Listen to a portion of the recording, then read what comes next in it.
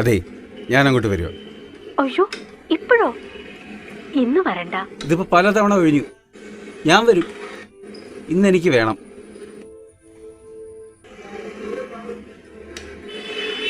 എന്താ, മോളുണ്ടോ?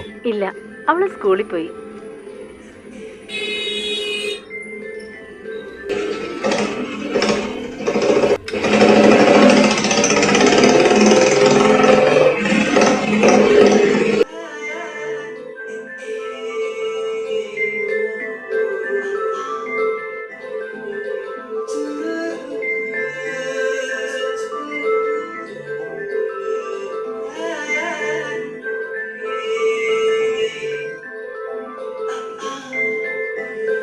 വാ, അകത്തേക്ക് വാ.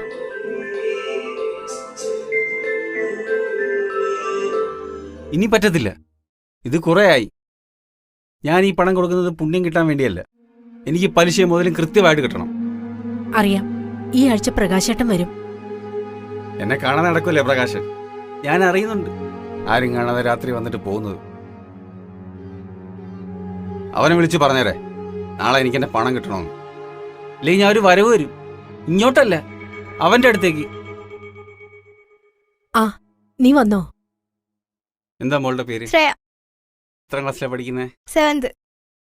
ആ, നീ അകത്തേക്ക് ചെല്ല്.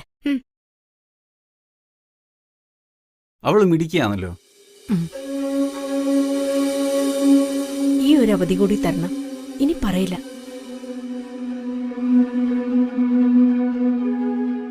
എല്ലാവർക്കും ഞാൻ ബ്ലേഡ് ചെയ്യുന്നത്, കഴുത്തറുത്ത് പലിശ വാങ്ങുന്നത്. അതെ, അത് സത്യമാണ്. പക്ഷേ ഞാനും ഒരു അച്ഛനാണ്. അവളെപ്പോലൊരു മോൾ എനിക്കുമുണ്ട്. കൊച്ചുങ്ങളുടെ മുമ്പിൽ വെച്ച് ഞാൻ ആരോടും പലിശ കണക്ക് പറയാറില്ല. നിങ്ങളുടെ പ്രശ്നങ്ങളൊക്കെ എനിക്കറിയാം. ഇപ്പം ഞാൻ പോവോ?